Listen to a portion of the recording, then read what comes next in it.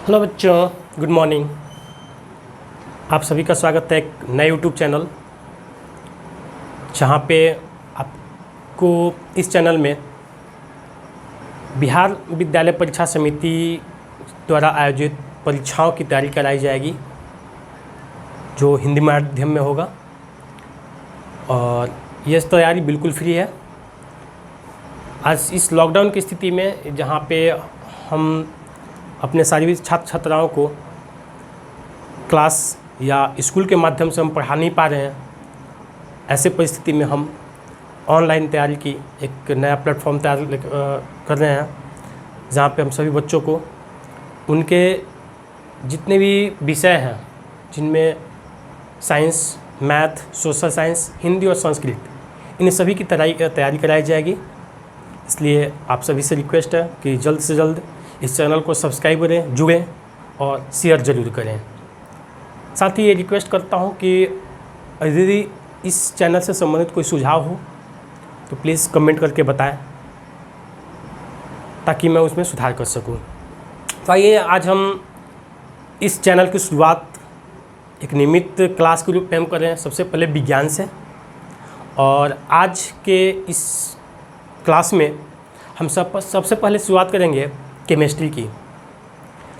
तो बच्चों, हमारे पास जो केमिस्ट्री क्लास 10 का है, उसमें हमारा पहला चैप्टर है रासायनिक अभिक्रियाएं एवं समीकरण। सबसे पहले आपसे रिक्वेस्ट करूंगा कि यदि आप क्लास 9th में बेसिक चीज़ें नहीं पढ़े हुए हैं तो एक बार हर चैप्टर को ध्यान से देखेंगे।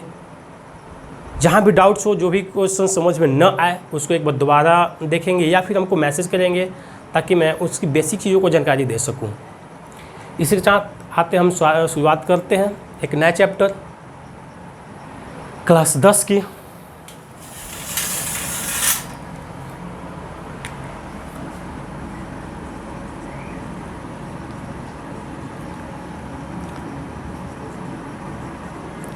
बिहार बोर्ड के बच्चों के लिए है, और यहाँ पे पूरा क्लास हिंदी में तैयार किया जाएगा, हिंदी मीडियम में पढ़ाया जाएगा, ताकि सभी बच्चों को आसानी से समझ में आ सके। तो जैसा हमने बात किया कि हमारा क्लास 10 का केमिस्ट्री का पहला ही चैप्टर है रासायनिक अभिक्रियाएं एवं समीकरण।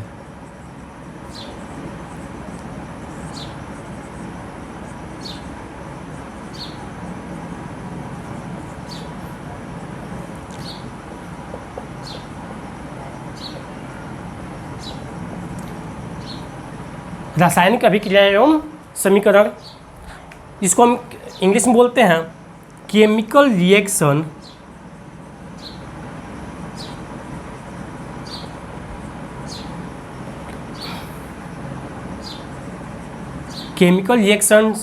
And equation.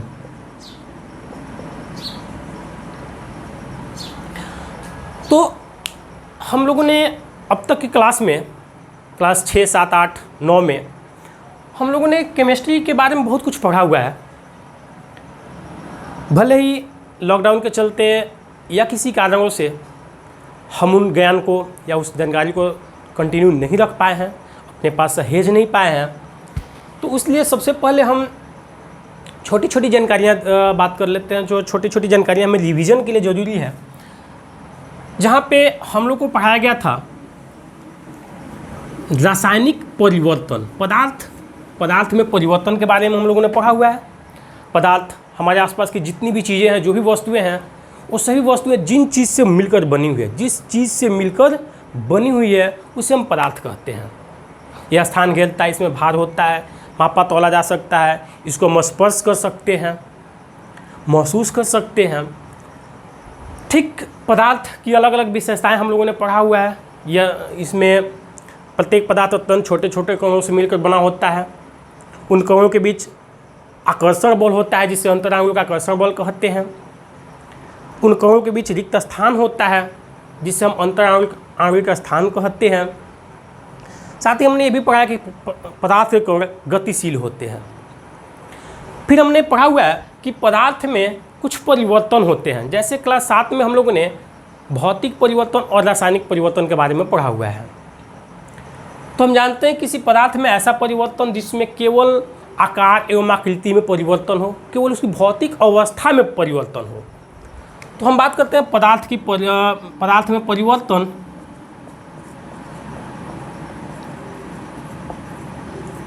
तो हम लोगों ने अब तक दो प्रकार के परिवर्तन पढ़े हुए हैं,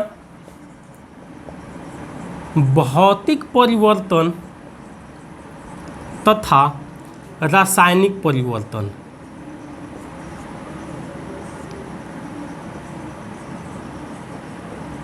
एक और परिवर्तन हम कह सकते हैं जिसको मतलब नाभिकीय परिवर्तन।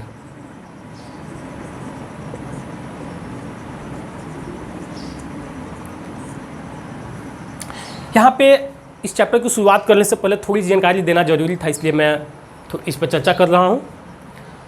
तो भौतिक परिवर्तन जिसमें पदार्थ के केवल भौतिक अवस्था, उसकी आकृति, आकार, उसके बाद अवस्थाएं जैसे ठोस, द्रव, गैस, ठोस से द्रव में, द्रव से गैस में, या गैस से ठोस, गैस से द्रव, इस तरह की जो परिवर्तन होते हैं उसको हम कहते हैं भौतिक परिवर्तन। और इस परिवर्तन में कोई नया पदार्थ नहीं बनता है, केवल उसी के रूप बदल जाते हैं, उसी की कोई भौतिक अवस्था बदलती है। पदार्थ के भौतिक और रासायनिक गुण लगभग समान होते हैं, उनमें कोई परिवर्तन नहीं होता है। जबकि हम रासायनिक परिवर्तन की बात करते हैं तो इसमें एक नए पदार्थ का निर्माण होता है जिसका गुण मूल पदार्थ से भिन्न हो। जैसे हमने कहा था कि दूध से दही जमना, किसी पदार्थ का जलना, लोहे में जंग लगना, ये सब रासायनिक परिवर्तन के उदाहरण हैं। हम थोड़ा सा देखते हैं नाभिकीय परिवर्तन के बारे में। तो नाभिकीय परिवर्तन होता है नाभिकीय मतलब नाभिक के टूटने या जुड़ने से। शायद आप लोगों ने कहीं सुना होगा कि सूर्य में हाइड्रोजन जुड़कर हीलियम का निर्माण करता है। मतलब एक हीलियम बनने के लिए दो हाइड्रोजन जुड़ रहे हैं, तो वास्तव में यहाँ पे नाभिक जुड़ते हैं। ठीक उसी तरह परमाणु भट्ठी या परमाणु बम के बारे में आपने नाम सुना होगा। तो यह परमाणु भट्ठी या परमाणु बम नाभिकीय विखंडन पे काम करते हैं। मतलब यहाँ पे एक बड़ा नाभिक टूटता है और दो अलग अलग तत्वों के निर्माण करते हैं, दो अलग अलग नाभिक का निर्माण करता है। तो यह भी परिवर्तन होता है जिसके बारे में हम संक्षेप में आगे चल के पढ़ेंगे। तो यहाँ पे इस चैप्टर में रासायनिक अभिक्रिया एवं समीकरण में हमें मुख्य रूप से रासायनिक परिवर्तन के बारे में पढ़ना है। रासायनिक परिवर्तन के बाद जो नया पदार्थ बनता है वह पदार्थ कैसे बनता है, अभिक्रिया होती कैसे है, कितनी प्रकार की अभिक्रियाएं होती है, कैसे जानेंगे कि अभिक्रिया हो रही है। तो इन चीज़ों की चर्चा आज हम करेंगे आज की क्लास में। तो आज हम क्या क्या चर्चा करेंगे उस पर थोड़ा सा बात कर लेते हैं। सबसे पहले हम जानेंगे कि रासायनिक अभिक्रिया है क्या, किसे हम कहेंगे कि रासायनिक अभिक्रिया है।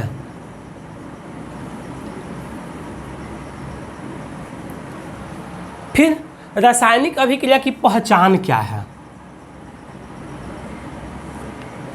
रासायनिक अभिक्रिया की पहचान क्या है, और मुख्य रासायनिक अभिक्रियाएं होती कौन कौन सी हैं।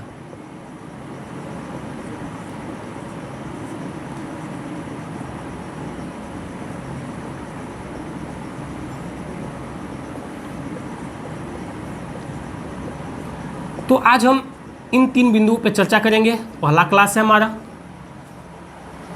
जैसे जैसे लोग जुड़ते जाएंगे, जैसे जैसे मेरा अनुभव बढ़ता चला जाएगा, मैं इस क्लास को और बेहतर करता चला जाऊंगा। तब तक आपसे रिक्वेस्ट है कि उससे जुड़ते जाएं। तो सबसे पहले हम बात करते हैं कि रासायनिक अभिक्रिया है क्या।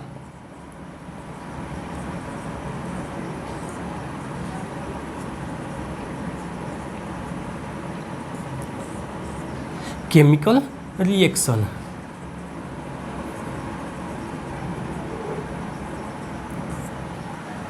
तो हम यहाँ पे देखते हैं कि प्रकृति में जितने भी पदार्थ हैं, जिसमें खास तौर पे यौगिक, हम पढ़े हुए हैं कि रासायनिक संरचना के आधार पर पदार्थ को हम 3 भागों में बांटते हैं, 3 रूपों में बांटते हैं। तत्व, यौगिक और मिश्रण। तो जितने भी यौगिक हैं उनका निर्माण कैसे होता होगा? परिभाषा हम जाने हैं कि जब दो या दो से अधिक तत्व भार के विचार से एक निश्चित अनुपात में मिलकर रासायनिक संयोग के फलस्वरूप जो पदार्थ बनता है उसको हम यौगिक कहते हैं, इंग्लिश में इसको कंपाउंड कहते हैं। तो ये आखिर अभिक्रिया है क्या, मतलब यौगिक बनते कैसे हैं? जैसे ये समझ जाते हैं तो हम रासायनिक अभिक्रिया को समझ जाएंगे। तो यौगिक बनने में होता क्या है कि दो या दो से अधिक तत्व आपस में मिलकर एक तीसरे तत्व का निर्माण करते हैं या तीसरे यौगिक का निर्माण करते हैं, तत्व नहीं यौगिक, क्योंकि दो या दो से अधिक तत्व मिल जाते हैं तो वो पदार्थ यौगिक कहलाता है। उसी तरीके से कभी कभी होता है कि कोई एक बड़ा यौगिक है और वह टूटकर दो छोटे छोटे तत्वों या छोटे छोटे यौगिकों में अर्थात दो छोटे छोटे नए पदार्थों में परिवर्तित हो जाता है। तो ये जो जुड़ने या टूटने की जो प्रक्रिया है इसी को हम रासायनिक अभिक्रिया कहते हैं। चलिए इसको एक परिभाषा के रूप में हम समझते हैं।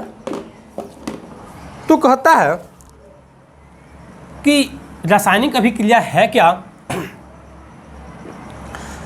तो जब कोई पदार्थ अकेले ही या किसी अन्य पदार्थ के साथ क्रिया करके एक या एक से अधिक नए पदार्थों का निर्माण करता है तब हम इसको रासायनिक अभिक्रिया कहते हैं। एक बार थोड़ा सा दोबारा समझते हैं हम कि जब कोई पदार्थ अकेले या किसी अन्य पदार्थ के साथ क्रिया करके जुड़ करके एक या एक से अधिक नए गुण वाले पदार्थ बनाता है जिनके गुण मूल पदार्थ से भिन्न हों उसे हम रासायनिक अभिक्रिया कहते हैं। जैसे हम यहाँ पे देखते हैं, मैं समझता हूँ लिखना ज़्यादा ज़रूरी नहीं क्योंकि वीडियो बहुत लंबा हो जाएगा। ये सब नोट्स उपलब्ध हो जाएगा, आप सभी हमें व्हाट्सएप करेंगे अगर आपको नोट्स की आवश्यकता है। थोड़ा शोर आ रहा है इसलिए थोड़ा समय के लिए वीडियो रोक रहा हूँ।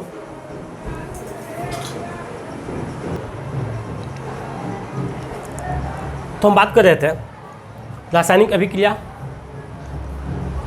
तो हमने कहा कि जब कोई दो पदार्थ या जब कोई पदार्थ अकेले ही या किसी अन्य पदार्थ के साथ क्रिया करके एक या एक से अधिक भिन्न गुण वाले नए पदार्थों का निर्माण करता है, एक या एक से अधिक नए पदार्थों का निर्माण करता है जिसके गुण मूल पदार्थ से भिन्न हो, उनको हम रासायनिक अभिक्रिया कहते हैं। यहाँ थोड़ा सा ध्यान देने की चीज़ है, जैसे हम सभी जानते हैं कि जल हम पीते हैं पानी, तो यह जल दो तत्वों से मिलकर बना होता है, हाइड्रोजन और ऑक्सीजन।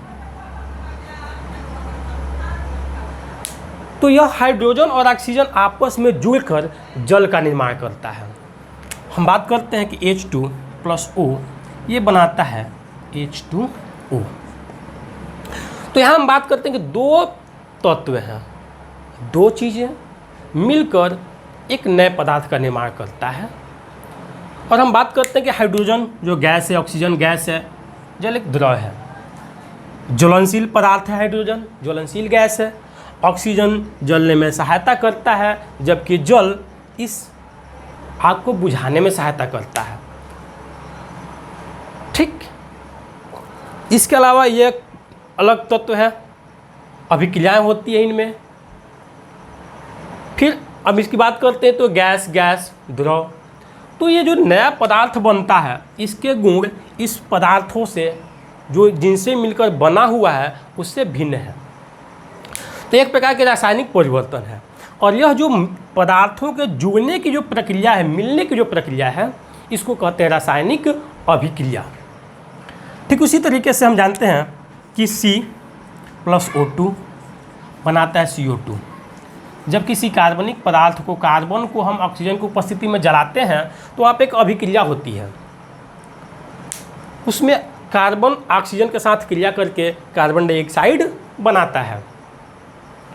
तो इसको हम कहते हैं रासायनिक अभिक्रिया।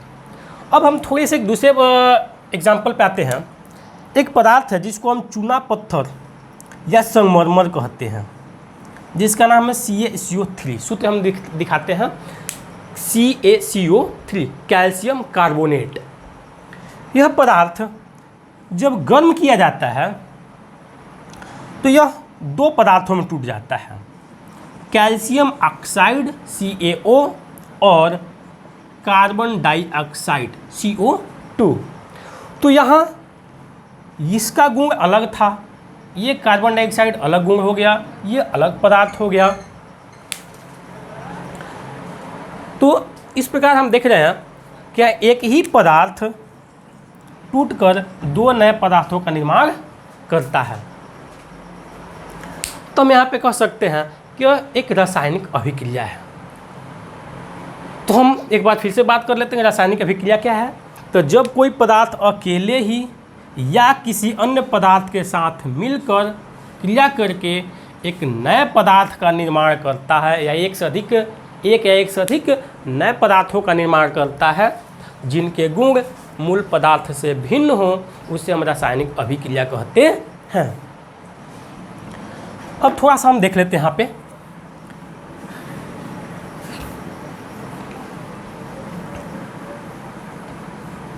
केमिस्ट्री में जब हम पढ़ेंगे तो यहाँ पे हमें एक शब्द आएगा अभिकारक एवं प्रतिफल। इंग्लिश बात करते हैं तो रिएक्टेंट एंड प्रोडक्ट। यह अभिकारक क्या है और प्रतिफल क्या है, तो हम बात करते हैं। अभी हमने दो इक्वेशन लिखा था, H2 + O। वास्तव में ये H2 और O2 मिलकर बनाता है H2O। इस पर हम अभी आगे चर्चा करेंगे, इन चीज़ों पर हम अभी आगे चर्चा करेंगे, क्यों हम यहाँ पे दो लिखे हैं, क्यों यहाँ पे हमने दो लिखा। तो इस पर अभी हम आगे खुल कर चर्चा करेंगे। इसको हम संतुलित रासायनिक समीकरण कहते हैं। फिलहाल हमें वहाँ पे अभी नहीं जाना है। मतलब यहाँ पे हमने बस दिखाया कि हाइड्रोजन ऑक्सीजन के साथ अभिक्रिया करके जल बना रहा है, फिर कार्बन ऑक्सीजन के साथ मिलकर कार्बन डाइऑक्साइड बना रहा है, फिर CaCO3 जो अभी हमने जस्ट अभी थोड़ा देर पहले हमने देखा था। तो यहाँ पे बीच में देखेंगे तीर का निशान है। यह तीर का निशान बताता है कि अभिक्रिया किधर से किधर हो रहा है, कौन कौन से पदार्थ आपस में क्रिया कर रहे थे और कौन सा नया पदार्थ बना। तो यहाँ पे जो पदार्थ मिलकर अभिक्रिया में भाग ले रहे हैं उन पदार्थों को कहते हैं अभिकारक, या इंग्लिश में बोलते हैं रिएक्टेंट। तो हमने कहा कि किसी रासायनिक अभिक्रिया में जो पदार्थ भाग लेते हैं, पार्टिसिपेट करते हैं नए पदार्थ बनाने के लिए, उनको हम कहते हैं अभिकारक। जैसे पहले इक्वेशन में हम देखते हैं तो हाइड्रोजन और ऑक्सीजन मिल रहे हैं, मतलब अभिक्रिया में दो लोगों ने भाग लिया, हाइड्रोजन और ऑक्सीजन, तो ये दोनों हुए अभिकारक।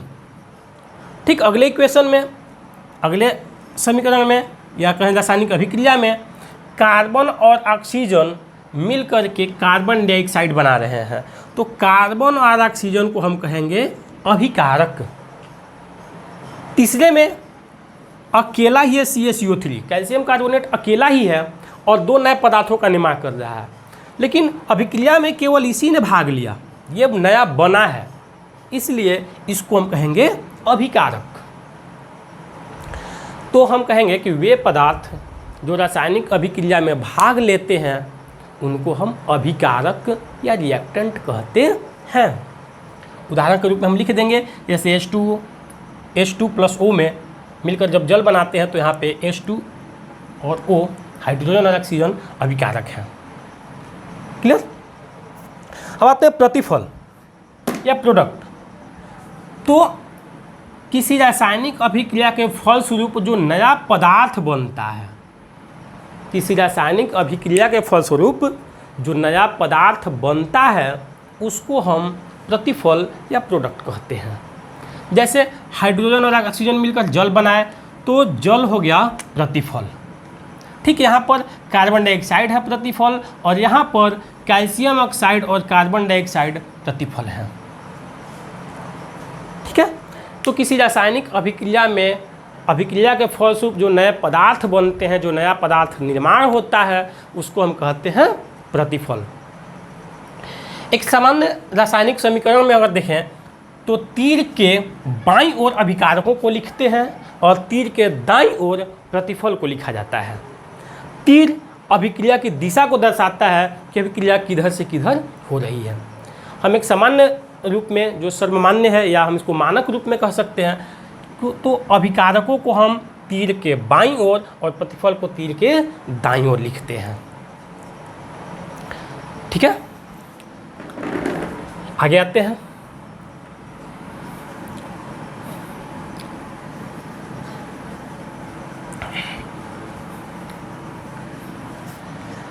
अब हम बात करते हैं कि कैसे जानेंगे कि रासायनिक अभिक्रिया हो रही है। जब दो पदार्थ आपस में मिला रहे हैं, एक नया पदार्थ बन रहा है, तो हम कैसे जान सकते हैं, क्या पहचान है कि वह जो क्रिया हो रही है, जो पदार्थ मिल रहे हैं तो उनके बीच रासायनिक अभिक्रिया हो रही है या नहीं हो रही है, हम कैसे जानेंगे।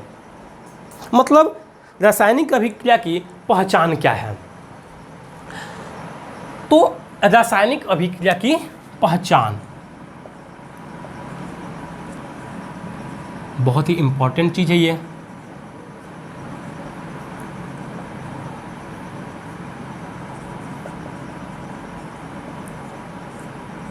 कैसे जानेंगे कि रासायनिक अभिक्रिया हो रही है।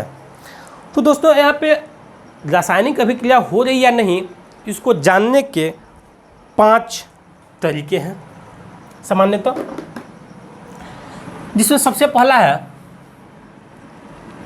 रंग में परिवर्तन।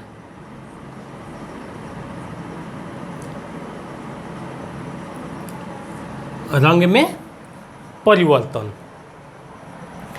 जब कोई रासायनिक अभिक्रिया होता है तो जो पदार्थ होते हैं उनके रंग में परिवर्तन हो जाता है। इस पर हम अभी चर्चा करेंगे। दूसरा है ताप में परिवर्तन।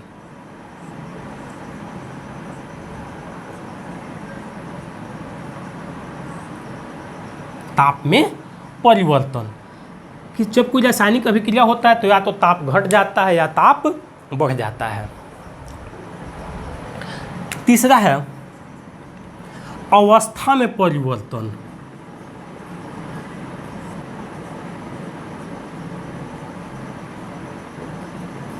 अवस्था जैसे ठोस से द्रव में, द्रव से गैस में, गैस से ठोस में, इस तरह के परिवर्तन होते हैं। चौथा है अवक्षेप का बनना।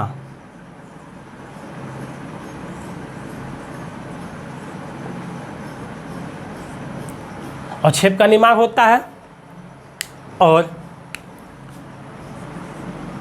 पांचवा क्या बचता है,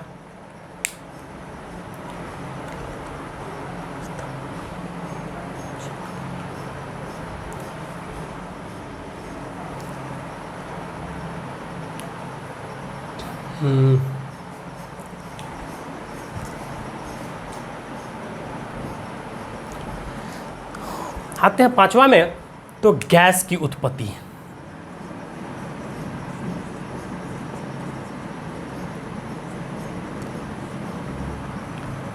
मतलब हमने कहा कि रासायनिक अभिक्रिया के 5 पहचान। रंग में परिवर्तन, ताप में परिवर्तन, अवस्था में परिवर्तन, अवक्षेप का बनना और गैस की उत्पत्ति। उत्पत्ति करने का अर्थ है गैस का निकलना। अब आते हैं थोड़ा सा इन बातों में थोड़ी चर्चा कर लेते हैं। रंग में परिवर्तन, कई सारी अभिक्रियाएं ऐसी होती है, जैसे हम एक सामान्य सा चीज़ देखे होंगे, सेब या आलू को जब हम काट के छोड़ देते हैं तो जब हम काटते हैं उस टाइम पे सेब बिल्कुल उजला सफ़ेद दिखाई देता है, लेकिन जैसे हम छोड़ देते हैं तो धीरे धीरे उसका रंग भूरा परत बन जाता है।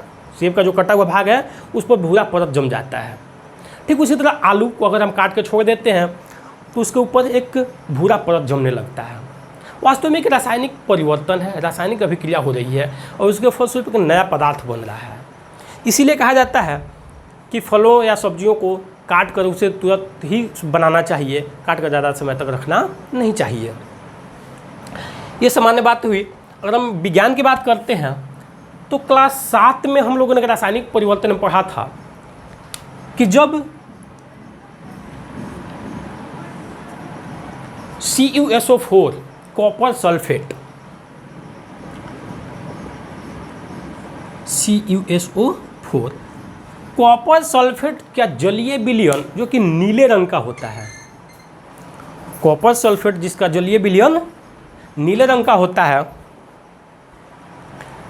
जब इसमें हम लोहा का एक कील डालते हैं, लोहे की कुछ कीलें डालते हैं, तो देखते मान लीजिए यहाँ पे हमने कॉपर सल्फेट लिया एक बीकर में या एक शीशे का किसी बर्तन में हमने कॉपर सल्फेट लिया, उसका जलीय विलयन तैयार किया हमने, तो इसका रंग नीला होगा। अभी हमारे पास लॉकडाउन में प्रैक्टिकल करने का सब साधन नहीं है, इसलिए हम लोग को बोर्ड पे थ्योरी से समझना होगा।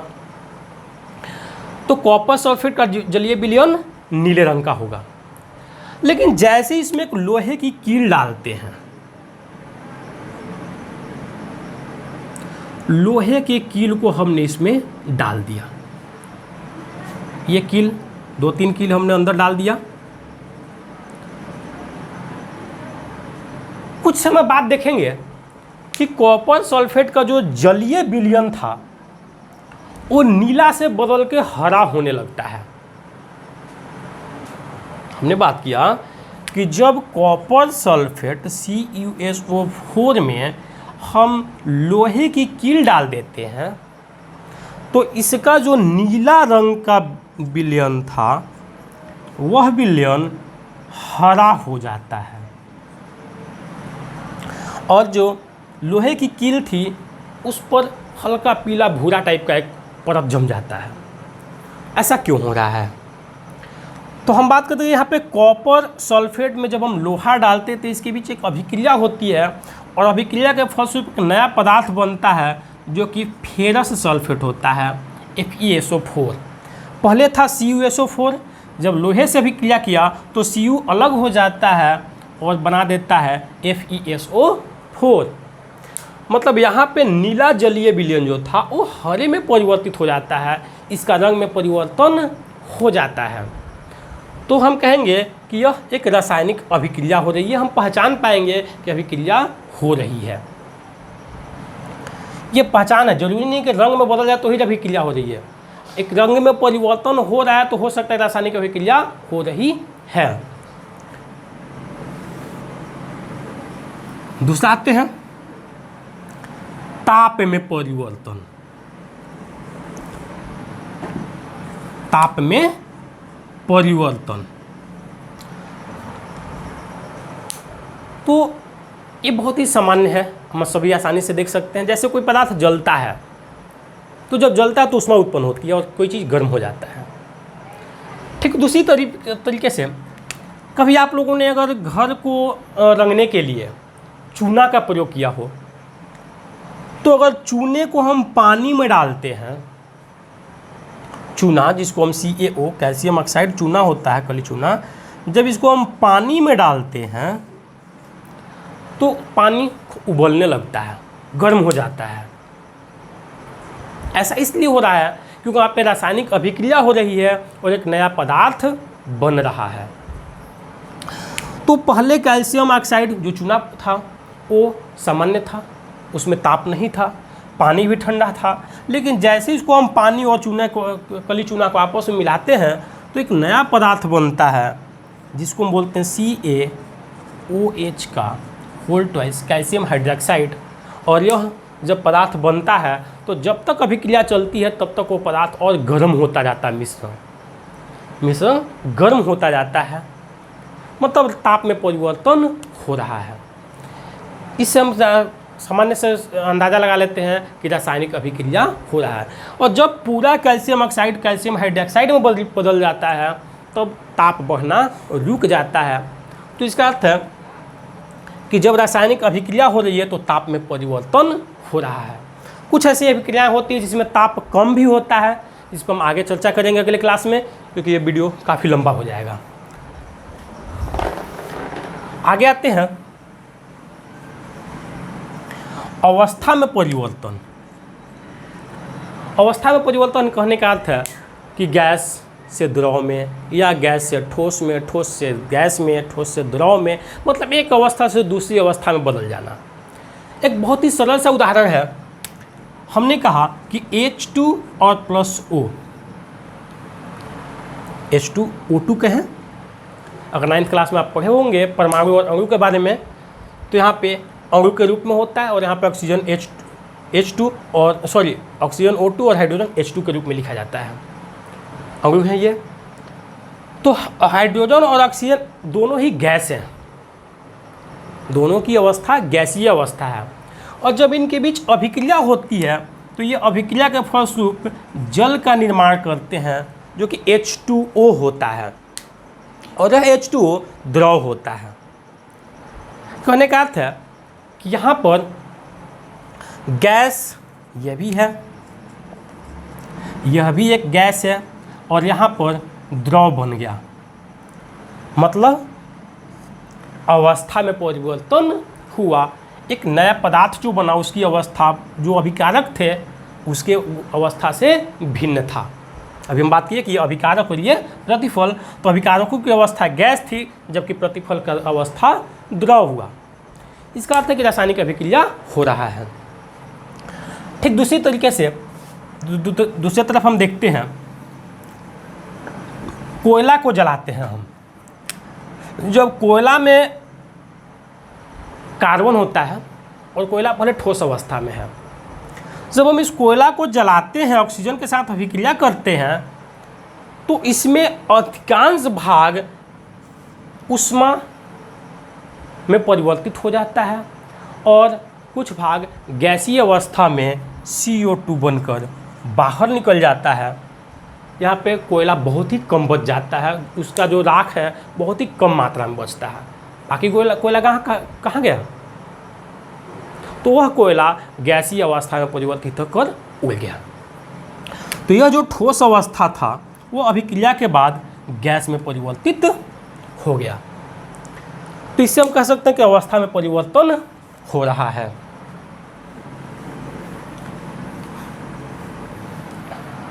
अब हम बात करते हैं अवक्षेप का बनना। तो कई सारे ऐसे पदार्थ होते हैं जैसे अम्ल और भस्म की अभिक्रिया कराते हैं, तो उनमें कई बार अवक्षेप का निर्माण होता है। एकदम सरल सा एग्जाम्पल ले लेते हैं हम। जैसे दही बन रहा है, दूध से दही बन रहा है, तो देखेंगे कि दही अवक्षेप के रूप में, गाढ़ा पदार्थ के रूप में नीचे बैठ जाता है।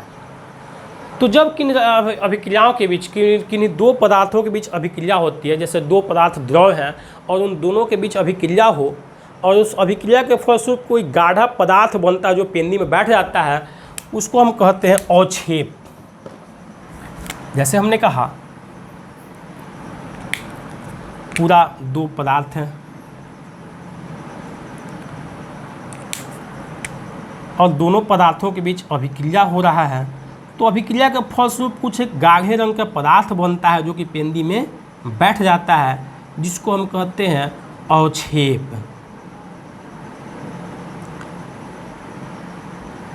इस पर हम आगे चर्चा करेंगे। तो जब दो पदार्थों के बीच अभिक्रिया हो रही हो, और अभिक्रिया का मतलब दो पदार्थ आपस में मिल रहे हो और मिलने के फलस्वरूप अवक्षेप का निर्माण हो रहा हो, जैसे AgNO3 एक अवक्षेप है, तो इसको हम कहते हैं कि रासायनिक अभिक्रिया हो रही है। ठीक उसी तरह से गैस की उत्पत्ति, गैस का बनना। तो हम बात करते हैं कि जब किसी कभी कभी कुछ पदार्थ ऐसे होते हैं जिनके बीच जब अभिक्रिया होती है तो कोई गैस बनता है, गैस की उत्पत्ति होती है। एक सरल सा उदाहरण ले लेते हैं हम। किसी भी धातु, कोई भी धातु है, चाहे लोहा हो, तांबा हो, जब उसकी अभिक्रिया किसी अम्ल से कराई जाती है तो हाइड्रोजन गैस निकलता है। या हम बात करते हैं दूसरी तरफ से, जल। जब हम जल का वैद्युत अपघटन करते हैं, जो आपने पढ़ा होगा क्लास 7-8 में, जब विद्युत धारा के प्रभाव से इस जल का विखंडन करते हैं तो यह जल 2 भागों में टूट जाता है, हाइड्रोजन और ऑक्सीजन। तो यह दोनों गैस बन के निकलते हैं। तो यह भी एक रासायनिक अभिक्रिया है, ये विखंडन है। ठीक दूसरी तरफ हम एक सरल सा जब भी कोई चीज़ हम जलाते हैं, कोई भी चीज़ जैसे मोम जलाते हैं, मोमबत्ती, तो मोमबत्ती में मोम जो होता है उसमें हाइड्रोजन होता है और वो हाइड्रोजन ऑक्सीजन से अभिक्रिया करके कुछ भाग उसका जल बनाता है, कुछ उसमें जो कार्बन की उपस्थिति होती है वह कार्बन डाइऑक्साइड गैस के रूप में बाहर निकल जाता है। तो किसी पदार्थ का जलना भी रासायनिक परिवर्तन है और यह रासायनिक अभिक्रिया का उदाहरण है। हम सभी पहले ही जान चुके हैं कि मोमबत्ती का जलना या किसी चीज़ का जलना रासायनिक परिवर्तन है। तो जब भी कोई पदार्थ बनता है, जलता है, तो उसमें ठोस पदार्थ का कुछ भाग गैस में परिवर्तित हो जाता है। तो अभी हमने जाना कि रासायनिक अभिक्रिया के पहचान क्या क्या है। तो हमने कहा रंग में परिवर्तन, ताप में परिवर्तन, अवस्था में परिवर्तन, अवक्षेप का बनना और गैस की उत्पत्ति। आगे हम चलते हैं इस वीडियो में।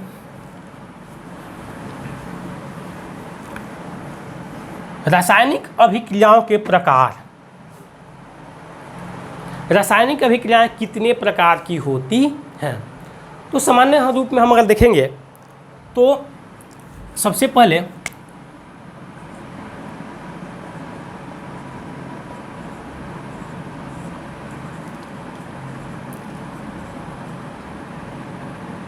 रासायनिक अभिक्रियाओं के प्रकार,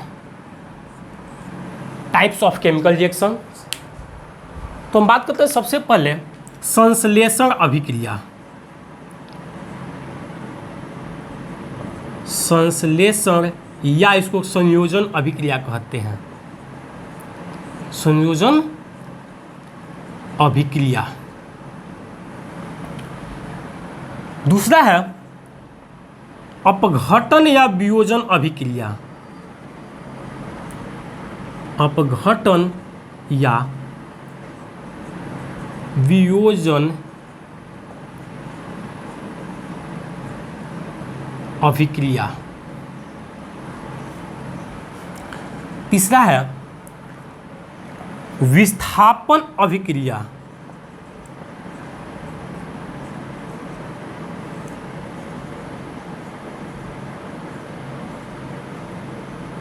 विस्थापन अभिक्रिया। चौथा उदासीनीकरण अभिक्रिया।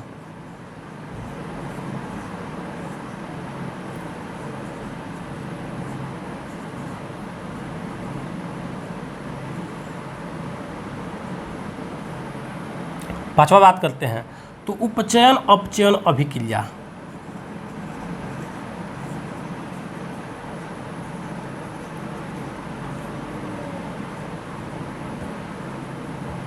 उपचयन अपचयन जिसको इंग्लिश में कहते हैं ऑक्सीकरण, ऑक्सीडेशन, मतलब ऑक्सीकरण अवकरण दूसरे नाम से जानते हैं, या ऑक्सीडेशन रिडक्शन, मतलब संश्लेषण, या इसको कहते हैं एडिशन रिएक्शन। Addition reaction. अपघटन मतलब टूटना, या इसको कहते हैं वियोजन, या अगर हम इंग्लिश की बात करते हैं तो इसे कहते हैं डीकम्पोजिशन रिएक्शन। डीकम्पोजिशन रिएक्शन, यह डिस्प्लेसमेंट रिएक्शन और ये न्यूट्रलाइजेशन और ये ऑक्सीडेशन एंड रिडक्शन। इन अभिक्रियाओं के बारे में हम विशेष रूप से विस्तार रूप से हम आगे चर्चा करेंगे। आज के लिए इतना ही, धन्यवाद।